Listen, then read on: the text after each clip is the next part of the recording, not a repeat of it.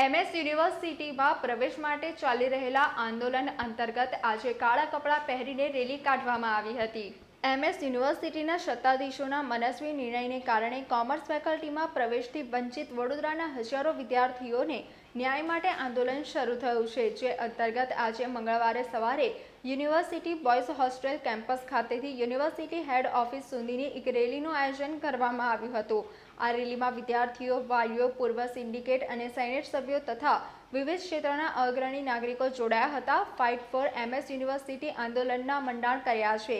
આ આંદોલનના આગેવાનોનું કહેવું છે કે મહારાજા સયાજીરાવ ગાયકવાડે વડોદરાના વિદ્યાર્થીઓને વડોદરામાં શિક્ષણ મળી રહે અને તેમને ભવિષ્યમાં ઉચ્ચ શિક્ષણ મેળવવા માટે પણ બહાર ના જવું પડે એ હેતુથી મહારાજા સયાજીરાવ યુનિવર્સિટીનો પાયો નાખ્યો હતો અને તેના કારણે જ વડોદરાના લાખો લોકો આ યુનિવર્સિટીમાંથી શિક્ષણ મેળવીને દેશ અને વિદેશમાં અલગ અલગ ક્ષેત્રમાં સફળતાના શિખરો પર છે।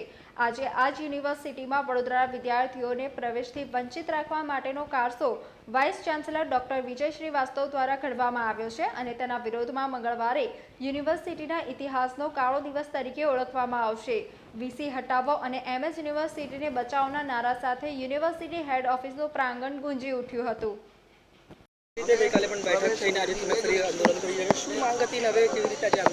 આજરોજ જોવા જઈએ તો જે રીતે એમએસયુ ફાઇટ ફોર એમએસયુનું એક ગ્રુપ છે, જે એમએસયુના ભૂતકાળના જે સેનેટ સિન્ડિકેટના સભ્યો છે, માનનીય દિનેશભાઈ યાદવ, મયંકભાઈ પટેલ, જીગરભાઈ ઇનામદાર, હસમુખભાઈ વાઘેલા તથા અન્ય જે પણ અગ્રણીઓ છે તે લોકો દ્વારા બનાવવામાં આવ્યું છે અને તેમની એક લાગણી છે કે સ્થાનિક વિદ્યાર્થીઓને એમએસ યુનિવર્સિટીમાં એડમિશન મળે। જે વાઇસ ચાન્સેલર અને યુનિવર્સિટીના સત્તાધીશો દ્વારા જે બેઠકો છે તે ઘટાડી દેવામાં આવી છે, તેના ભાગરૂપે આ જે રેલી છે તે યુનિવર્સિટી બોયઝ હોસ્ટેલ કેમ્પસથી કાઢીને યુનિવર્સિટી હેડ ઓફિસ ખાતે લઈ જવામાં આવશે। યુનિવર્સિટીના વાઇસ ચાન્સેલરને રજૂઆત કરવામાં આવશે। ગઈકાલે જે સૂર્યા પેલેસ ખાતે બેઠક મળી હતી શહેર અને જિલ્લાના ધારાસભ્યો શ્રી, સાંસદ શ્રી, સાથે સાથે જે ભાજપ શહેરના અધ્યક્ષ છે વડોદરાના ડૉક્ટર વિજયભાઈ શાહજી, તેમના દ્વારા વીસીને સમજાવવામાં આવ્યું, વીસીને કહેવામાં આવ્યું, પરંતુ કંઈક ને કંઈક વાઇસ ચાન્સેલર હજુ પણ હઠીલા બની રહ્યા છે। એમને એવું આદેશ નથી આપ્યું કે હજુ પણ જે પણ સ્થાનિક વિદ્યાર્થીઓ છે કે જે લોકો 50% અને એનાથી વધારે લાયા છે તે લોકોને એડમિશન આપવામાં આવશે। તો અમારી માંગ એક જ છે કે જે રીતે ફેકલ્ટી ઓફ કોમર્સમાં 95% જેટલી સીટો દર વર્ષ ફેકલ્ટી ઓફ કોમર્સમાં સ્થાનિક વિદ્યાર્થીઓને આપવામાં આવતી હતી, તેટલી સીટો સ્થાનિક વિદ્યાર્થીઓને આપવામાં આવે।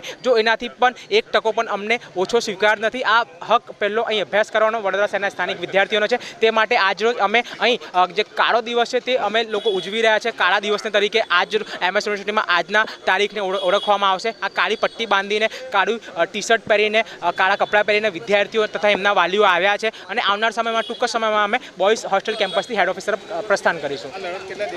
જ્યાર સુધી માંગ સ્વીકારવામાં નથી આવતી ત્યાર સુધી લડત ચાલુ જ રહેશે। લડત કોઈ ગેરવ્યાજબી છે જ નથી। પ્રથમ હક વડોદરા શહેરના વિદ્યાર્થીઓનો છે। આપ સૌ પણ જાણો છો, મીડિયાના મિત્રો જે સમર્થન આપ્યું છે તેના માટે હું દરેકનું ધન્યવાદ કહું છું। આ વાત ગુજરાત રાજ્ય સરકાર સુધી જવી જોઈએ, આમ તો પહોંચી ગઈ છે, પરંતુ દરેક લોકોને ખબર પડે કે કેટલું અન્યાય થઈ રહ્યું છે અને આ વાઇસ ચાન્સેલર અને યુનિવર્સિટીના સત્તાધીશો વિદ્યાર્થીઓ જોડે અને વડોદરાવાસીઓ જોડે અન્યાય કોના કેવા પર ને કોના ઇશારા પર કરવામાં આવી રહ્યો છે। ના, લોલીપોપ તો અમે સ્વીકારીશું નથી। કોઈ પણ પ્રકારની જે આ મીઠી વાતો કરશે એ પણ ચલાવી લેવામાં આવે નહીં। ફક્ત એક જ વાત છે કે સ્થાનિક વિદ્યાર્થીઓને એડમિશન મળવું જોઈએ। 50% અને 50%થી ઉપર હોય તો તેવા દરેક વિદ્યાર્થી મિત્રોનો સમાવેશ થાય, બસ અમારી એક માંગ છે। જ્યાં સુધી એ માંગ સ્વીકારવામાં નહીં આવે, અવારને અવાર દિવસોમાં આના કરતાં ઉગ્ર વિરોધ પ્રદર્શન થશે।